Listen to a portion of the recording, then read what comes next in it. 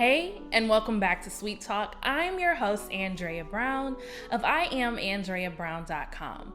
Look, Sweet Talk is a podcast in which I get to share with you my thoughts about the critically acclaimed drama Queen Sugar. Today's episode covers season 4, episode 7 of the show, and man, some things popped off in this episode. I feel like we're getting to a point in the season where we're about to cap it off, and so there's a lot of heightened drama, and I'm so excited to just jump in there and get chatting with you guys about it. So let's go right now with my top 3 moments from the show. Let's start with number 3. So one of the things that I've been most excited about for Ralph Angel this season is seeing him develop into this sort of mentor for people who are coming out of being incarcerated, and he's done that brilliantly through his reentry program at the farm. Now, this week, the police decided that they were going to pull up on him and arrest one of his lead workers named Benny. And Benny's been trying to do right. Last season, he had a few little hiccups, but he's been coming back and he's been doing what he's supposed to do, and he's been really a model for the program. Now, the police officers say that they found 20 bags of meth in his car, and we're gonna pin him for intent to sell. Now, Ralph Angel knew that Benny wasn't doing any drugs. He wasn't trying to sell any drugs, so he figured that the cops planted these drugs in his car. And so they get into this altercation, a verbal one, him and the police officer, and the police officer calls him boy. And let me tell you something. It kind of gave me flashbacks, I would say. I mean, I hate seeing black men be diminished like that. So I know that it took a lot for Ralph Angel to suck that in and not get upset. Well, he called his girl Disa, and we know Disa, he and Disa have kind of been dating, if you will. But Disa is a lawyer, and Disa was able to get Benny out of jail. And I loved watching Ralph Angel kind of pour into Benny after that situation, because that's really what we need. We need more black men encouraging each other. Not saying that black men don't do that already, but just saying that we really just need more black men just pouring into each other and encouraging each other. And I love that the writers of Queen Sugar were able to showcase that. But that really wasn't the end of the story, because Disa came back and talked to Ralph Angel after hearing from her coworkers that there was going to be an investigation into the reentry program. Of course, Ralph Angel got frustrated. He was like, man, they can't take this away from me. I don't want them to, do this. He revealed that he felt like the police officer tampered with his security cameras. And so there was just so much that was going through his head. And Disa was like a calming force. Not only did she say, hey, we are not going to allow them to take this from you without a fight, she also said that she would stand with him in it. And I think that's something that Ralph Angel really, really needs. And I love that he was able to express his appreciation for her. It was like the most beautiful thing that I've seen all week. I loved it, okay? So I'm excited to see how they continue to develop their relationship. But not only that, how Disa can really help Ralph Angel make sure that his reentry program, which is really doing a lot of good for ex-cons in the community, how they can make sure that that program stays alive at the Bordelon farm, not only for the community, but also for Ralph Angel, because he does receive a grant to do it. But that's basically the least of his worries. He really wants to make sure that he can continue the program so that he can continue to help people that were just like him. I mean, he was in that position before too. So I'm looking forward to seeing how this plays out over the next few episodes. Like I said, I know we're getting to the end, but I really want Ralph Angel to be able to keep that reentry program. So our girl Nova had a very serendipitous moment. She's in Philadelphia, of course, continuing on her book and media tour, and she's doing this show this week, which is kind of like a Know Your Roots kind of show. Like it's a genealogical research show in which she finds out that she has another living relative that she didn't know about. She assumed that she was the last living female relative of her mother. But turns out her mom has a first cousin that's living in the bayou outside of New Orleans, and she has somebody that she can connect with. So, wow, awesome. That's a really cool feeling, and I know Nova was really excited about it. And let me tell you guys, I have been very hard on Nova. I really have. But she's starting to soften my heart. I mean, I really do like her at the end of the day. I think what she did is still messed up. However, I do think there are redemptive qualities about her. So after she's on this high, right, she's coming out of this interview and she sees, dun, dun, dun, Calvin. How serendipitous is that? Like, it's just the most random thing. I really feel like Nova has been in a situation where she's seeing all of her exes, and it's like, for some people that might be a nightmare scenario, but for her, it's kind of helped her. Actually, it's helped her a lot. She had the interaction with Octavia in the last couple of episodes, and that really proved to her, hey, you know how to stand on your own. You know who you are, and nobody made you. You have your own intellect, and you are a legitimate scholar and a well appreciated writer. Like, she really found that out through that Octavia interaction. But now Calvin, and of course I like to refer to him as Mary White police officer. He's no longer married. He is so white, and he's no longer a police officer. So, I mean, I guess things are looking up. Calvin now has a security company, which is cool. He's an entrepreneur now, and he was meeting with a client. He just happened to be also in Philadelphia at the same time. And Nova was like, hey, you want to have lunch? I mean, I haven't seen you in a long time. And he agreed. So they have lunch, and they have a discussion. We find out that Calvin has read the book. He's shocked to find out that Nova is doing this new fame thing all alone by herself, that her family has kind of disowned her. And, you know, old feelings start to spark. And I don't know if you've ever been on a date that starts as one thing and then continues into something else. Like, they went to lunch and then they decided that they were going to play some billiards after that. And so it kind of stretched out, and it was nice to see because I could tell that Nova was having a good time. And she even said it. She said it was the best day that she'd had in a very, very long time. Not date, but a day. Like, she's really enjoying her time with Calvin. She smiles when she's with him, and he smiles when he's with her. And so, I mean, I'm okay with it. I like how she feels when she's with him. So they have a good conversation, and then they kind of left it off awkwardly. Like, they had one of those lingering hugs that kind of lasted just a little bit too long, right? You know what I'm talking about. Like, you hug somebody and you linger there for just a little too long, but then nothing else happened after that. He watched her walk into the elevator, and she got on the elevator and went away. Or so we thought. I thought it was awkward. Calvin thought it was awkward too. So he came up to her hotel room and was like, hey, I've been thinking, we're both different people now. What would it be like if our two different people tried to work it out again? And they had a nice conversation about the way things used to be. And I think that it's important to note that they did say, like, hey, we addressed this relationship the wrong way before. Like, we were very passionate and physical, and we didn't use our minds and we didn't use our spirits to really connect with each other. And they both agreed that that was wrong. Okay, perfect. I'm glad you guys noted that because it was wrong. All right. But they did also agree to try to work it out together. And I think that that is a good thing. I really think that the two of them are an interesting pairing. And Nova did say that Calvin could possibly have been the love of her life. So what's another opportunity? I mean, she tried it with Octavia, and clearly she wasn't the one. So why not try it with Calvin? Nova girl, I'm excited for you. I've spent the entire season being a hater of you and your moves because your moves were wrong. I'm not budging on that, but I still have love for her in the bottom of my heart. And honestly, I really do feel like her intentions were pure, but the way she went about it was still trash.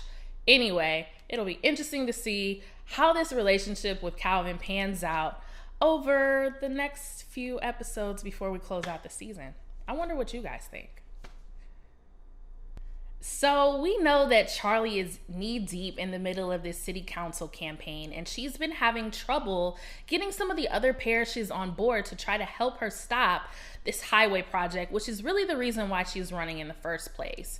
And so she had an interaction with a city council member from the next parish over, and the lady basically told her, hey, like, if you can't figure out why the highway was taken away from us in the first place, I'm not trying to work with you. So what did our girl Charlie do? She went to work at it. Now, before that could even come into play, something happened with her aunt. Aunt Vi's Prized Pies diner was brutally vandalized. She left out and locked up, or so she thought. Somebody came in behind her and messed everything up. I mean, it was horrific. And so Charlie comes by the diner with Micah, and she's like, Aunt Vi, what happened? Vi tells her, hey, you know, the police are not really doing what they're supposed to do. I don't know if this is going to work out. Hollywood isn't there. Apparently he's been visiting with his mother. And so Charlie decides to just help Aunt Vi out. That's what she always does. Charlie is a helper to a T. And so she contacts another local business owner, I guess a guy that owns a pharmacy nearby, and he had hidden cameras on his building that were pointed at the diner and were able to give us some clues. So she and Ralph Angel were able to look at footage from the cameras, and they noticed that creepy guy, the guy that's been creeping around a lot, the guy that Charlie originally saw at Jacob Boudreaux's, Hank, we saw that he's been taking photos of Vi's Prized Pies diner. And then we also find out that the person who vandalized Vi's diner was Joaquin. Now, if you guys remember, Joaquin is the son of Ignacio, and Ignacio is a farmer or a farm worker that had worked on the Bordelons land. A few episodes ago, he was snatched up in that ice raid in the back of Charlie's mill. And so there was some tension. Ralph Angel asked Charlie, hey, let's not call the police. Like, his mom's already been through a lot. Ignacio's already gone. Her other son's already gone with him. We don't want to make this even more rough. And so instead, Charlie called on her friend, Pastor Martinez, who we met a couple weeks ago as well, and they had a conversation. Charlie then found out that Joaquin had been paid by this guy, Hank, to do all this damage. Not only to vandalize Vi's Prized Pies, but also to throw that brick through her campaign office window. So now we know that this guy Hank is not the business. I mean, we knew already just from his actions that he wasn't really that good. But now we know for sure that he is T-Rash, trash, right? Now Charlie's thinking that he works for the Boudreaux, but Pastor Martinez says, no. He works for this company called Old World Energy. She's like, what's Old World Energy? They're an oil and gas company. So then she starts putting the pieces together. Well, why would somebody from an oil and gas company want to have any interest in what's going on in St. Joe's? Well, clearly there's some questions that need to be answered. And so what did she do? She took it straight over to Jacob Boudreaux. Now, we all know that Jacob has a thing for Charlie. He does. It's not a secret. And so she invites him to her office. She's got this deep V-neck sweater on. She's really putting it on. She's got the wine, and she gets him to explain the reason why Old World Energy has such a vested interest in St. Joe's. Clearly, when they were doing the survey work for the prison that wound up not happening, they found out that there were oil deposits in the land. And so Jacob's mom decided to strike up a deal with this company, Old World Energy, to secure the land so that they could drill and frack. Now, I don't know how much you guys know about drilling for oil, but it's not a situation in which people could continue to farm and they could drill for oil. I mean, it would really turn the parish into a ghost town. And so now it was starting to make sense that the highway needed to be in St. Joe so that all the equipment could be brought in and so that people could come in and work and drill and frack on the land. And Charlie just wasn't going to stand for it. So she found exactly what she needed to know. She found out that the reason why the highway project got moved over is because there's oil on the land. And of course, these people are actively trying to steal it. It's an age-old story, right? So with this information, she was able to go back and she was able to unite the minority communities of both St. Joe's and St. Thomas. And they had this really nice moment where they were able to have a peaceful protest and explain to people and share with the media what was happening and why the highway project was actually being fast-tracked. Well, it was a nice moment. Like, everybody came together, the Latino community, the Black community, the poor, the people who are farmers, and it was great for a moment. So Charlie's reviewing these photos that Micah took of the people, you know, in their protest gear and everything like that, when she gets a call from Mr. Prosper. And all the phones in the house are ringing. And she's like, wow, nobody ever calls our house phone. Like, nobody calls our landline. We have landlines, nobody calls them, right? Well, she answers the phone and she starts freaking out. She gets off the phone and Micah's like, Mom, what's wrong? And she says, the mill is on fire. Now, I knew something bad was going to happen. I mean, I'd seen in the previews that there was going to be some situations, but this is the absolute, almost the most terrible thing that could happen short of somebody getting murdered. Because what they've done by setting the mill on fire, if the mill is in a place where it's in total disrepair, is not only mess with Charlie and her family, but really mess with the entire economic ecosystem of St. Joe's. If you recall, all the Black, or not all, but most of the Black farmers have been milling with Charlie. And we're in the middle of harvest season. And so it's going to be difficult for them to continue to maintain the harvest if they don't have Charlie's mill available to them. So this was very, very, very calculated and very, very cruel. And I'm looking forward to see how this is resolved, because I saw in the previews for the next week that Charlie goes and she charges up Jacob's mom. But I don't know how much that's going to do for her in the end. Well, we're about to wrap it up, but there's a few things that I want us to note before we go into next week's episode. Now, remember I said that Nova had been to this genealogical research show, right? Well, when she first came in, the producer asked her about a specific thing, and she looked at the information and she was like, no, we're not including this.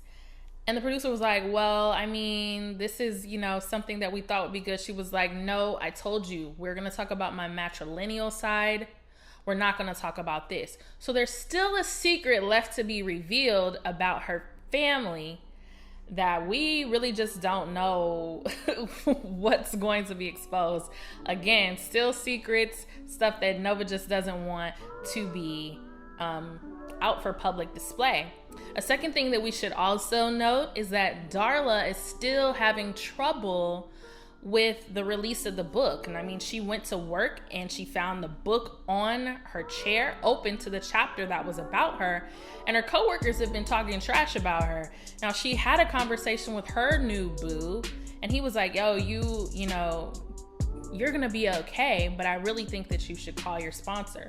She neglected it. She was like, no, I'm not weak. I'm just upset. Now, sis, I respect it. I really do. But I also think it might be best if you called your sponsor.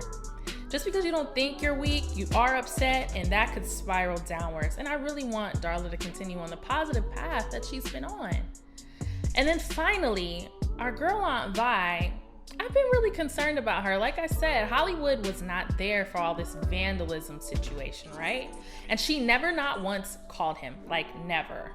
She still, even after everything got resolved, never called him. And of course, that's going to be a point of contention for him because he wants to love her. But Aunt Vi did reveal to Charlie that her doctor thinks that she has post-traumatic stress disorder from her interaction with Jimmy Dale, which makes all the sense. She doesn't want Hollywood to touch her. She's got all these thoughts about Jimmy Dale that have resurfaced since he showed his raggedy face in the town. And so there's just so much drama. I can't imagine it just continuing to crescendo. Like, there's so much going on. But I'm excited to hear what you guys think. Tell me, how did you feel about this week's episode? What do you think is going to happen now that the mill is on fire and possibly is burned down? I mean, what do you guys think about Ralph Angel and Disa? They're like a Black power couple, in my opinion.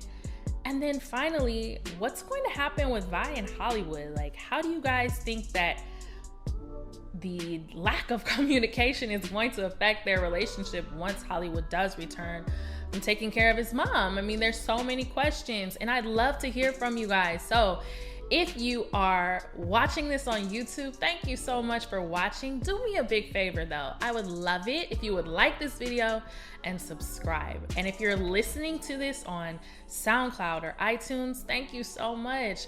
It would be great if you could like it, share it, rate it. Just tell some other people that you know who watch this show that I have this really cool podcast. Look, you guys are the best. Thank you so much for supporting me. Again, I'm Andrea Brown of IamAndreaBrown.com, and I look forward to seeing you next week for episode 8.